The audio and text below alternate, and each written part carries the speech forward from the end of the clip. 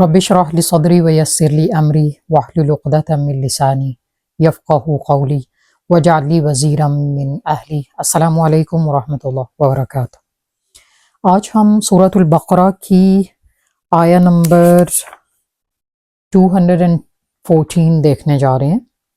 214 آیہ نمبر ہم دیکھنے جا رہے ہیں، اور یہ سورۃ البقرہ کی ہے۔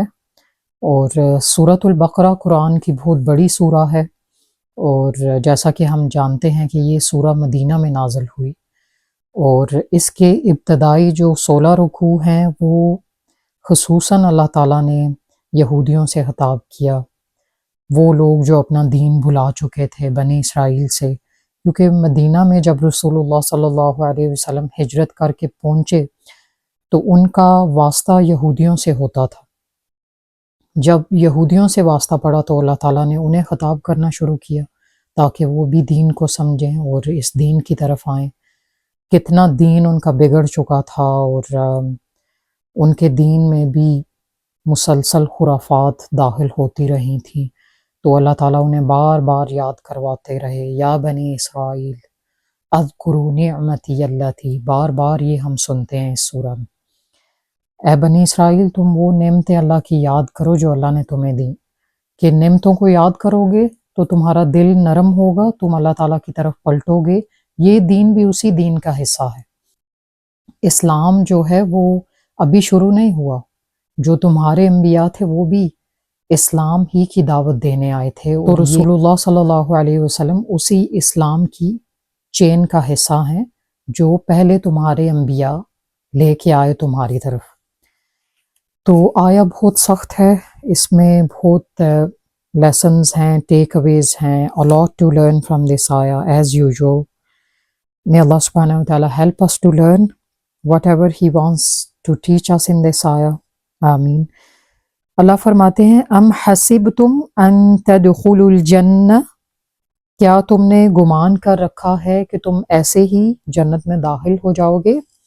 وَلَمَّا يَأْتِكُمْ مَثَلُ الَّذِينَ خَلَوْا مِن قَبْلِكُمْ، حالانکہ ابھی تم پر ایسے حالات آئے نہیں جو تم سے پہلے لوگوں پر آئے۔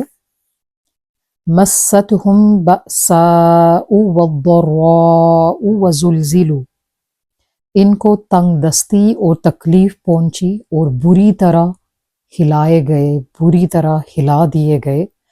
حَتَّى يَقُولَ الرَّسُولُ وَالَّذِينَ آمَنُوا، یہاں تک کہ رسول اور وہ لوگ جو ان کے ساتھ تھے، جو ایمان لائے، معہو جو ان کے ساتھ تھے، متی نصر اللہ، کہنے لگے اللہ کی مدد کب آئے گی؟ یہاں تک کہ رسول بھی اور وہ لوگ جو رسولوں کے ساتھ تھے ایمان لانے والے، وہ کہہ اٹھے متی نصر اللہ، اللہ کی مدد کب آئے گی؟ الا ان نصر اللہ قریب، سن لو یقیناً اللہ تعالیٰ کی مدد قریب ہے۔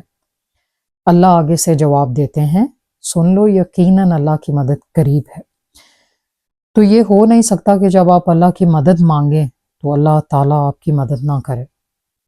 ہمارے مانگنے میں کمی ہو سکتی ہے، ہمارے مانگنے میں لائلٹی کی کمی ہو سکتی ہے، ہم لوگ زیادہ تر اپنے ریسورسز پہ ریلائی کر رہے ہوتے ہیں، اللہ تعالیٰ سے مدد کم ہی مانگتے ہیں۔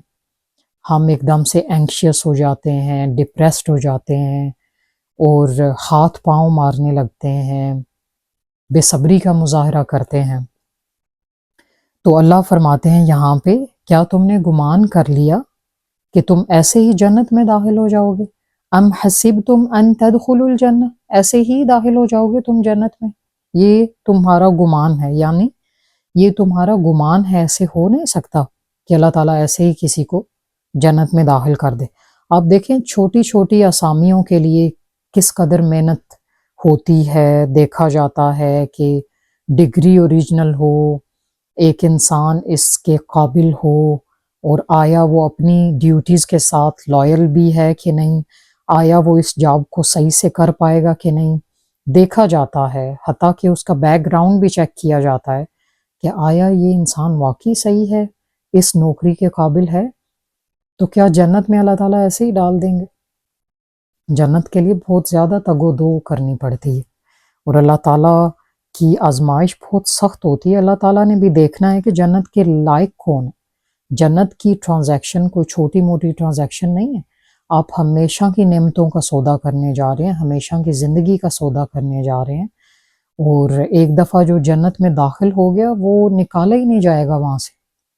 اسے اس پراپرٹی کے کاغذات دے دیے جائیں گے جو کبھی اس سے چوری نہیں ہوں گے، کوئی اس سے چوری نہیں کر سکے گا، کوئی اسے اس پراپرٹی سے نکال نہیں سکے گا۔ اسے کہا جائے گا یہ ساری جنت، کہتے ہیں کہ چھوٹی سے چھوٹی جنت بھی ایک بادشاہ کی سلطنت کے برابر ہوگی۔ تو پھر آپ دیکھیں کہ ایک چھوٹے سے چھوٹا ادنا جنتی بھی ایسی جنت میں رہے گا جو کہ ایک بادشاہ کو درکار ہوتی ہے، ساری سلطنت اور وہ ساری آسائشیں۔ دنیا میں ایسے کوئی چھوٹے سے چھوٹا انسان اس سلطنت کو لے نہیں سکتا، نہ ہی اسے اس قابل سمجھا جاتا ہے۔ لیکن اللہ تعالیٰ نے اپنے اولیاء کے لیے کس قدر خوبصورت انعامات تیار کر رکھے ہیں۔ وہاں زندگی ہے، موت نہیں ہے، وہاں جوانی ہے، بڑھاپا نہیں ہے۔ اس قدر انعامات ہیں کہ کوئی انسان سوچ بھی نہیں سکتا، اور جو کچھ ہمیں بتایا گیا وہ سوچ سوچ کے ہم لوگ خوش ہو رہے ہوتے ہیں۔ It motivates us a lot۔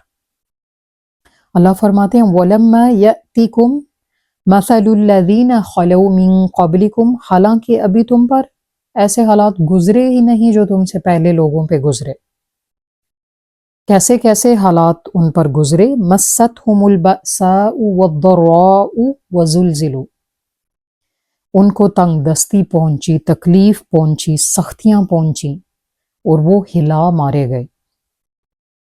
اور یہاں پہ ابن مسعود اور باقی مفسرین قتادہ اور مقاتل بن حیان کہتے ہیں کہ بأسا سے مراد غربت ہے، انسان کو پرائیویشن دی جائے، مال کی کمی، پھلوں کی کمی، اور اس طرح کی جو چھوٹی موٹی ضروریات ہوتی ہیں ان کی کمی، یعنی بیسک نیسیسٹیز جو ہوتی ہیں ان کی بھی کمی انسان کو۔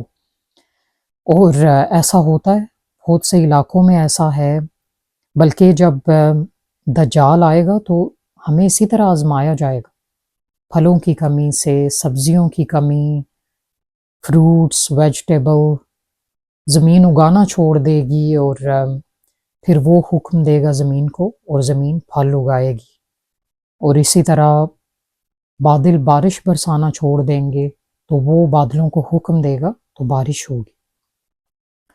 تو میں جب جاتی ہوں گروسریز لینے تو میں اکثر اس چیز کو سوچ رہی ہوتی ہوں کہ مطلب انسان اتنے خوشی سے جو وہ چاہ رہے ہیں لے کے جا رہے ہیں، اور پیسے دے کے چیز لے لو، جو چاہیے شاپنگ کر لو، لیکن یہ سب کچھ کہاں سے رہا ہے ہم نہیں سوچتے۔ اللہ تعالیٰ نے آزمانا تو ہے نا، بتانا تو ہے نا کہ زمین میں جو تم اگاتے ہو یہ تم خود نہیں اگاتے، میں اگاتا ہوں، میں نے زمین کو یہ صلاحیت دی تو وہ تمہارے لیے اگاتی ہے۔ تو ایک دن اللہ نے امتحان لے لینا ہے، پھر اللہ نے دیکھنا ہے کہ کون جو ہے وہ ایمان والا ہے اور کون دجال کے ساتھ جا کے مل جاتا ہے۔ تو پیسے ہوں، انسان سب کچھ لے لے، یہی ایک آزمائش نہیں ہے کہ پیسے نہ ہوں، اس سے بھی بہت بڑی آزمائش آنے والی ہے جو کہ انسان کے ایمان کو ہلا مارے گی، اور وہ دجال کے زمانے میں ہوگا۔ اللہ تعالیٰ ہمیں اس زمانے سے محفوظ رکھے، اور اگر وہ زمانہ ہم پہ آئے بھی تو اللہ تعالیٰ اس میں ہمیں سرخرو کرے، آمین۔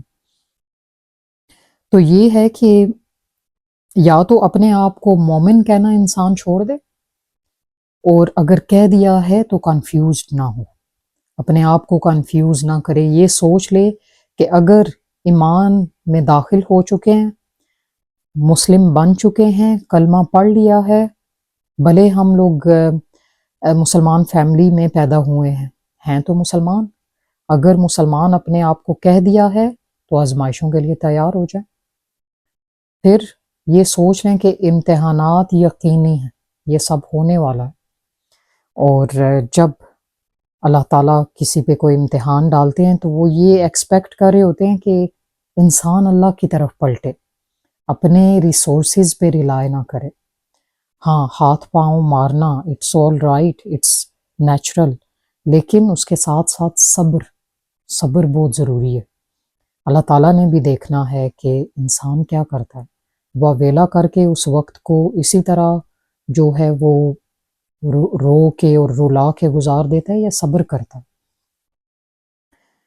تو یہ ہے کہ بأسا سے مراد غربت ہے، پرائیویشن ہے، پھلوں کی کمی، مال کی کمی، اور پھر آگے اللہ فرماتے ہیں والضراء سے مراد ایلمنٹ ہے، مرض، بیماری ہونا۔ بیماریوں سے وہ لوگ آزمائے گئے، بیشتر بیماریاں ان کو پہنچی۔ آج بھی دیکھ لیں یہی صورتحال ہے۔ ہم لوگ کہتے ہیں کہ پہلے زمانے اچھے تھے، لوگوں کی غذائیں خالص تھیں اور لوگ صحت مند ہوتے تھے، بیماریاں کم ہوتی تھیں، لیکن دیکھ لیں اللہ کیا فرما رہے ہیں کہ پہلے لوگوں کو بھی بیماریاں پہنچی، وہ بھی بیمار ہوتے تھے، جان لیوا بیماریاں ہوتی تھیں، آزمائے جاتے تھے، اور آج بھی دیکھیں انسان شاکڈ ہو جاتا ہے۔ ایسی امراض ہیں کہ انسان کے وہم و گمان میں نہیں ہوتا، یہ بیماری ڈائگنوز ہو گئی فلاں کو، یہ ہو گیا، وہ ہو گیا۔ لوگ اتنے ہیلتھ کانشیس بھی ہوتے ہیں، پھر بھی وہ آزمائے جاتے ہیں، چیک اپس ہو رہے ہیں اور اپنی ہیلتھ کے بارے میں اپ ٹو ڈیٹ ہیں، ہر ہفتے چیک اپ ہو رہا ہے، ہر مہینے چیک اپ ہو رہا ہے، لیکن رات کو سوئے ہیں اور اٹھ ہی نہیں پائے۔ اکثر ایسے ہوتا ہے، ایکٹرز کے ساتھ ہوتا ہے۔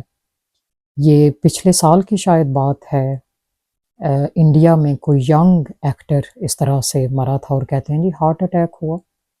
ہارٹ ان کا بالکل ٹھیک تھا، سب کچھ ٹھیک تھا، he was all right, his health was okay, لیکن پتہ ہی نہیں چلا کیا ہوا، ایک بہانہ بنا موت کا۔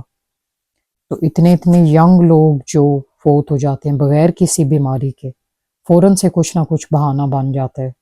اللہ تعالیٰ نے جتنی انسان کی زندگی لکھی ہے اس نے اتنی ہی گزارنی ہے، اس سے نہ ایک منٹ نہ ایک سیکنڈ آگے نہ پیچھے۔ تو اللہ فرماتے ہیں وَزُلْزِلُوا، وہ ہلا مارے گئے۔ کس وجہ سے ہلا مارے گئے؟ دشمن کے خوف سے۔ آج دیکھیں دشمن کا خوف نہیں، دیکھیں کس طرح سے فلسطین میں جنگ ہو رہی ہے، جتنے جگہ پہ مسلمان ہیں وہ مارے جا رہے ہیں، ہر کوئی مسلمانوں کے پیچھے پڑا ہے کہ سارے فساد کی جڑ یہ ہے، یہ ایک نیا دین لے کے آ گئے ہیں، اور فلسطین کے بعد کس کی باری ہے کوئی نہیں جانتا، لیکن ابھی سارے خوش ہو رہے ہیں فلسطین کے علاوہ کہ ہم بچ گئے، لیکن کیا ہونے والا ہے کوئی نہیں جانتا۔ اور اگر ہم اسی طرح آرام سے بیٹھ کے تماشا دیکھتے رہے، دوسروں کو مرتا دیکھتے رہے، خود آگے بڑھ کے ان کی مدد نہیں کی، تو سب اسی لپیٹ میں آنے والے ہیں، اسی جنگ کی لپیٹ میں آنے والے ہیں، اور تاریخ ہمیں بتاتی ہے کہ یہ ہونے والا ہے۔ آج ہم پاکستان میں دیکھ لیں ہمیں کیا کیا فیس کرنا پڑ رہا ہے، political crisis, health crisis, poverty crisis, پھر ڈیتھ کرائسس، واٹ ناٹ۔ اتنے قتل عام ہو رہے ہیں کہ انسان سوچتا ہے کہ لوگوں کو خوف خدا نہیں رہا، فلاں نے فلاں کو چھوٹی سی بات کے لیے مار ڈالا، ساس نے بہو کے ٹکڑے ٹکڑے کر دیے، فلاں نے اپنے آشنا کے ساتھ مل کے اپنے ہسبینڈ کو مار ڈالا، ہسبینڈ نے کسی اور کے ساتھ مل کے اپنی بیوی کو مار ڈالا، کیا کچھ ہو رہا ہے۔ اللہ کہتے ہیں وَزُلْزِلُوا، وہ ہلا مارے گئے، دشمن کے خوف کی وجہ سے یہ ساری تکالیف جب ان پہ آئیں تو وہ ایک وقت میں ہلا مارے گئے، کانپ اٹھے کہ کیا ہو گیا، ہمارے ساتھ کیا ہو گیا۔ اللہ فرماتے ہیں کہ اس قدر ان پہ مشکل حالات آئے، وہ سوچتے ہی رہ گئے کہ ہم لوگ کیا کریں، اس کا سولوشن کیا ہو سکتا ہے۔ اللہ نے ہماری کیوں کر آزمائش کی؟ تو جب آپ ایمان لائیں گے تو آزمائش تو آئے گی۔ تو انبیاء جب بھی دنیا میں آئے جنگیں ضرور ہوئیں، لوگ ان پہ چڑھ دوڑے، لوگوں نے ان کی آزمائش کی کہ یہ کیا لے آئیں، جنگ کی وجہ سے ہم انہیں مار دیں گے، ہم ان پہ چڑھائی کر دیں گے، تو یہ خوف زدہ ہو کے بیٹھ جائیں گے، کوئی اور ایمان نہیں لا سکے گا، کوئی اور دائرہ اسلام میں داخل نہیں ہوگا۔ لیکن اللہ تعالیٰ نے اسلام کو کامیابی دی، اسلام پھر سے ابھرا جنگوں کے بعد، اور کہتے ہیں کہ آخری کامیابی ہمیشہ حق کی ہوتی ہے۔ اور اسی طرح رسول اللہ صلی اللہ علیہ وسلم کے ساتھ جو صحابہ تھے، انہوں نے کتنی جنگوں میں حصہ لیا، رسول اللہ صلی اللہ علیہ وسلم نے خود کتنی جنگیں لڑیں۔ تو اللہ فرماتے ہیں کہ اس طرح سے وہ لوگ آزمائے گئے، تو جس طرح سے ان کی آزمائش ہوئی تمہاری آزمائش بھی یقینی ہے، یہ سب کچھ ہوگا تو تم اس دنیا سے جاؤ گے۔ حتیٰ کہ رسول اللہ صلی اللہ علیہ وسلم نے فرمایا کہ قبر میں جب تم آزمائے جاتے ہو، جب سوالات ہوتے ہیں، منکر اور نکیر آتے ہیں، تو وہ آزمائش دجال کے فتنے جتنی آزمائش ہوتی، وہ ظاہر ہے ایمان کی آزمائش ہوتی۔ آپ کے ایمان کو اللہ تعالیٰ نے دیکھنا ہے بیفور اس کے کہ آپ وہ سارا حساب کتاب اس میں پاس ہو جائیں، اللہ نے دیکھنا ہے، آپ کے ایمان کی آزمائش کرنی ہے۔ تو اگر کوئی دجال کے فتنے سے بچ جاتا ہے تو وہ یہ نہ سوچے کہ وہ بچ گیا دجال کے فتنے سے، وہ اور اب اس کی نسلیں محفوظ ہیں یا وہ محفوظ ہو گیا، دجال اتنی جلدی نہیں آنے والا۔ نہیں، ہر کوئی مسلمان قبر میں اس فتنے سے آزمایا جاتا ہے، وہ ایمانی آزمائش اس پہ آتی ہے، وہ اس چیز سے ضرور گزرتا ہے۔ اللہ تعالیٰ ایمان کا بہت سخت امتحان لیتے ہیں جب انسان مرتا ہے۔ تو آیا وہ ایمان، تو وہ انسان دجال کے فتنے سے آزمایا جائے یا اس قبر کے فتنے سے، بات ایک ہی ہے، ایمان کی آزمائش ہے، دونوں صورتوں میں ایمان کی آزمائش ہے۔ تو آپ دیکھیں کہ ایک مومن کو یہ ہونا ہی نہیں چاہیے کہ ہائے ہائے سب کچھ ہمارے ارد گرد ٹھیک رہے، یہ نہ ہو جائے وہ نہ ہو جائے۔ ایک مومن کو ٹریننگ ہی یہ دی جاتی ہے کہ صبر اور شکر، اچھے حالات بھی آتے ہیں، یہ نہیں کہ اچھے حالات نہیں، صبر کے ساتھ کام لینا ہے، صبر کرنا ہے۔ اور اچھے حالات میں صبر کیا ہے کہ انسان ہمبل رہے، انسان جو ہے وہ سمجھے کہ جو کوئی اچھے حالات ہیں وہ بھی اللہ کی طرف سے ہیں، اور یہ سب عارضی ہے، اور اللہ کا شکر ادا کرے۔ برے حالات ہیں تو ان میں بھی صبر کرے، اور اس وقت تو ایک صبر ہی ہوتا ہے جو مومن کر سکتا ہے۔ تو انسان دوسروں کو دیکھے کہ دوسروں پہ اس سے بھی زیادہ بڑی بڑی آزمائشیں آئیں، میں تو پھر بھی ٹھیک ہوں، ایسے لوگ بھی ہیں جو میرے سے زیادہ تڑپ رہے ہیں، میرے سے زیادہ بری تکالیف سے گزر رہے ہیں۔ تو انسان جب سوچتا ہے کہ میرے پہ کوئی آزمائش نہ آئے، کوئی مشکل نہ ہو، کوئی فائنینشیل کرائسس نہ ہو، مہنگائی کا مسئلہ نہ ہو، بجلی کا مسئلہ نہ ہو، کوئی پولیٹیکل کرائسس نہ ہو، سب ٹھیک ٹھیک رہے، تو اس کا مطلب ہے کہ اس نے زندگی کو سمجھا ہی نہیں، اس نے یہ سمجھا ہی نہیں کہ وہ پیدا کس لیے کیا گیا ہے۔ اللہ تعالیٰ نے تو قرآن میں جگہ جگہ فرمایا کہ یہ زندگی آزمائش ہے، تمہاری آزمائش یقینی ہے، یہ زندگی ایک دھوکہ ہے۔ آپ دیکھیں تو کرسچینز جو ہوتے ہیں، نان مسلمز، ان کا یہ موٹیو ہوتا ہے کہ کوئی پرابلم نہ ہم پہ آئے، all the problems should be over۔ جو کوئی انہیں یہ خوشخبریاں دیتا ہے، ان کے پریسٹ یا ان کے منکس جو یہ کہتے ہیں کہ end of this year your problems will be over، end of this year your worries will be resolved، وہ انہیں اچھا لگتا ہے، اس کو جا کے وہ اٹینڈ کرتے ہیں، اس کے پاس اتنا رش ہوتا ہے، اور ایسے چرچز میں وہ ایسی مجالس اٹینڈ کرتے ہیں، انہیں یہ لگتا ہے کہ یہ جو ساری تکالیفیں یہ دور ہو جائیں، بس یہی زندگی ہمارے لیے جنت ہے۔ ان کے لیے تو اگلی زندگی میں کوئی موٹیویشن نہیں ہے نا، تو وہ یہی سوچتے ہیں بس تکالیف دور ہو جائیں، یہ سب دور ہو جائے، اور جو انہیں یہ جھوٹی امیدیں دلاتا رہتا ہے، یہ اس کو سنتے ہیں، اس کو اپریشیٹ کرتے ہیں، اور اس کی باتوں سے خوش ہوتے رہتے ہیں، حالانکہ ایسا کبھی نہیں ہونے والا، یہ دنیا کبھی بھی جنت نہیں بنے گی۔ انبیاء علیہم السلام جو سب سے زیادہ آزمائے گئے، جو اللہ کے قریب ترین لوگ تھے، جو اللہ تعالیٰ کے پیارے تھے، سب سے زیادہ آزمائشیں ان پہ آئیں، دیکھیں ان کی زندگیاں کس قدر مشکلات سے بری پڑیں، تو کیا ہم پہ نہیں آئیں گی؟ ہمارا تو ایمان جو ہے وہ اس قدر حقیر ہے، کم ایمان ہے، لیکن پھر بھی آزمائشیں تو یقینی ہیں، جنت تو ہم نے بھی لینی ہے، ہم بھی کہتے ہیں جی ہم جنتی ہیں، ہمیں جنت میں جانا ہے، تو پھر یا تو انسان اپنے آپ کو مومن کہنا چھوڑ دے یا ان تکالیف پہ صبر کر لے، یہ سوچ لے کہ یہ سب کچھ ہونا ہی ہے زندگی میں، یہ زندگیاں آزمائش ہیں، اور اللہ تعالیٰ نے دیکھنا ہے ٹھوک بجا کے کہ جنت کے قابل کون ہے۔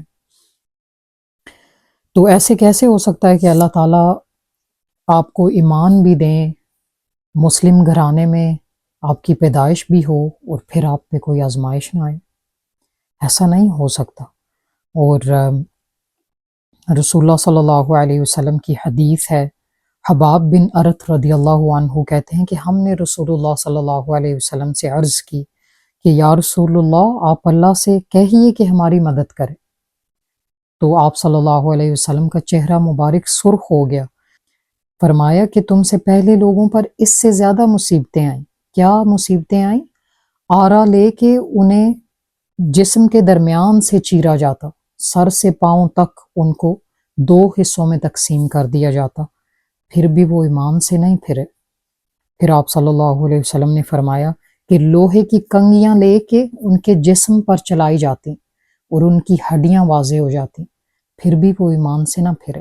اور اینڈ پہ رسول اللہ صلی اللہ علیہ وسلم نے فرمایا وَلَكِنَّكُمْ قَوْمٌ تَسْتَعْجِلُونَ، تم لوگ جلدی کرتے ہو، تم لوگ جلد باز ہو، تم لوگ جلدی کرنے والے قوم ہو، تم لوگ جلدی کر رہے ہو۔ اللہ تعالیٰ نے ان آزمائشوں سے ضرور تمہیں گزارنا ہے، لیکن تم لوگ جلد بازی کرے۔ وہ لوگ جو رسول اللہ صلی اللہ علیہ وسلم پہ ایمان لائے اور ان پہ اتنی آزمائشیں آئیں، کس طرح سے وہ آزمائے گئے، کتنی آزمائشیں آئیں، ان سے یہ کہا جا رہا ہے کہ تم لوگ جلدی کر رہے ہو، جلد باز لوگ ہو تم۔ سمجھو کہ اللہ تعالیٰ کی مدد آئے گی، لیکن ابھی وقت ہے۔ پھر اللہ فرماتے ہیں حتی یقول الرسول والذین آمنوا معہ، یہاں تک کہ رسول بھی اور وہ لوگ جو ان پہ ایمان لائے تھے کہہ اٹھے متی نصر اللہ، کب آئے گی مدد اللہ کی؟ آگے اللہ فرماتے ہیں الا ان نصر اللہ قریب، سن لو اللہ کی مدد قریب ہے، یہ سن لو کہ اللہ کی مدد قریب ہے۔ تم اللہ کو پکارو اور اس کی مدد نہ آئے، لیکن یہ نہیں پتا کہ کب آئے گی۔ آزمائش یقینی ہے، یہ اللہ تعالیٰ نے بتا دیا، یہ بھی بتا دیا کہ اللہ کی مدد آئے گی، ضرور آئے گی، لیکن کب آئے گی یہ ہم نہیں جانتے۔ اور اللہ تعالیٰ کو دیکھنا ہے، آزمانا ہے کہ کون بہتر ایماندار ہے، کون صحیح سے ایمان لایا، کون اس زندگی کو سمجھ سکا۔ ہم لوگ اگر زندگی کو جنت سمجھتے رہیں تو پھر ہم نے قرآن کا مطالعہ تو نہ کیا۔ قرآن میں اللہ کچھ اور کہہ رہے ہیں، ہم باہر کچھ اور ڈھونڈنے میں لگے ہیں، تو پھر اس کا یہ مطلب ہوا کہ ہم نے اس زندگی کو نہیں جانا۔ ہم نے جو قرآن ہمارا مینول آیا، ہماری ایک رہنمائی کے لیے، گائیڈنس کے لیے ایک جو کتاب آئی، وہ تو پھر ہم نے پڑھی نہیں۔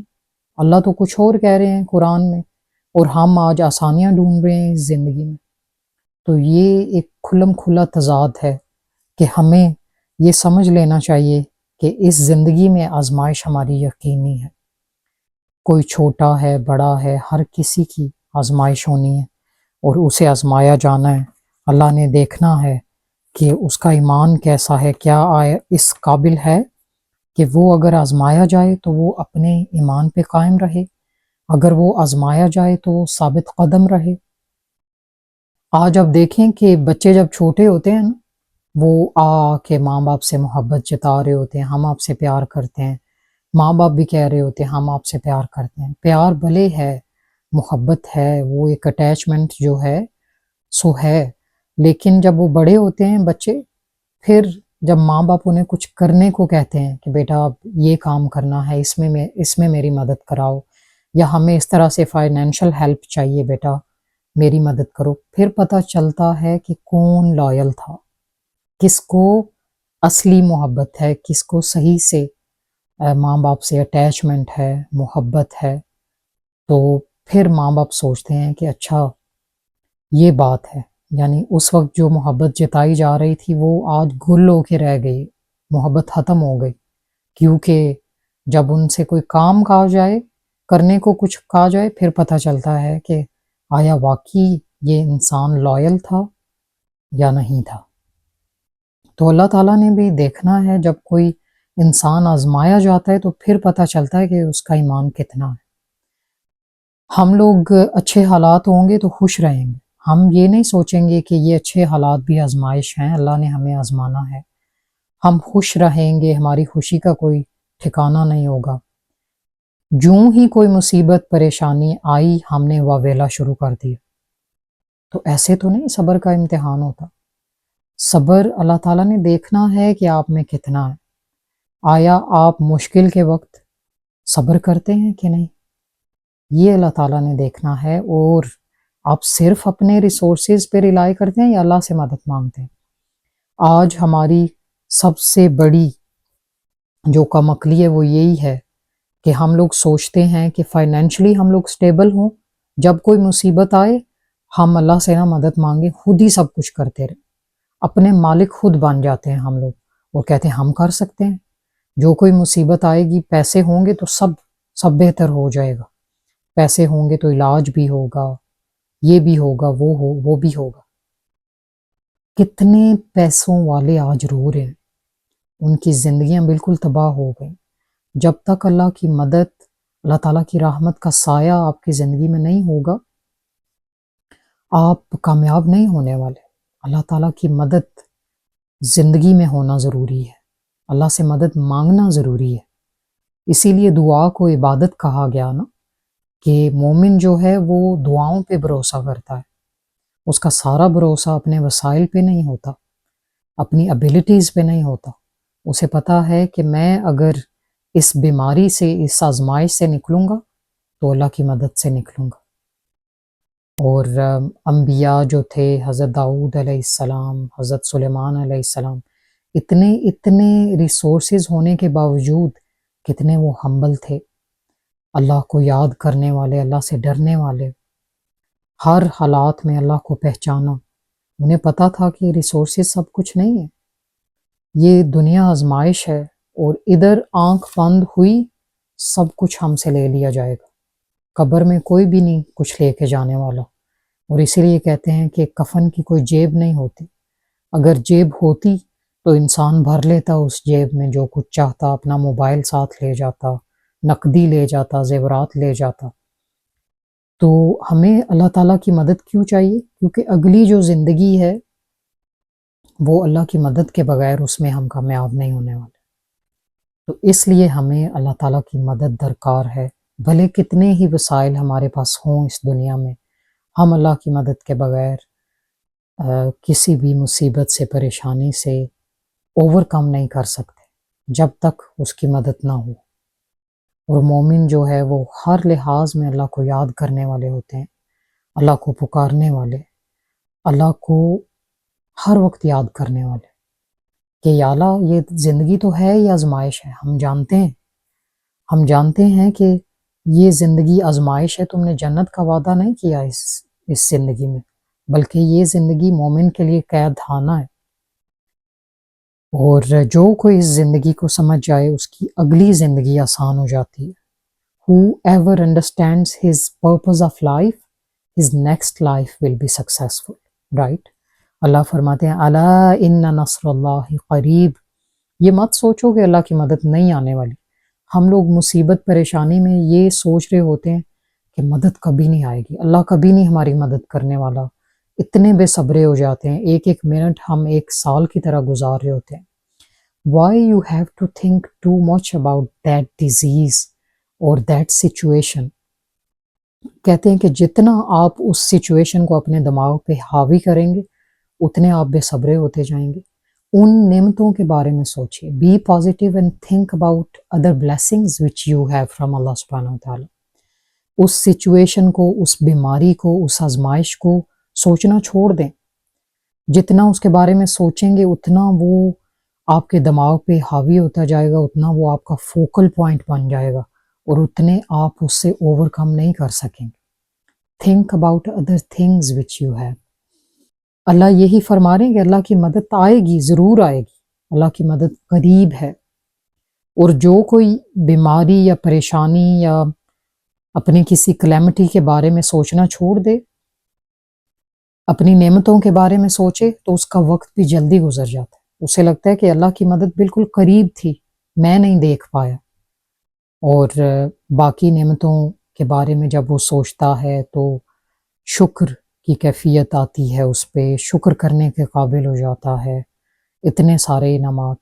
اور علماء کہتے ہیں کہ انسان سوچے تو آزمائشیں اکا دکا ہی ہوتی ہیں انسان کی زندگی میں، نعمتیں ہزاروں ہوتی ہیں اور ہم لوگ ان کے بارے میں نہیں سوچتے۔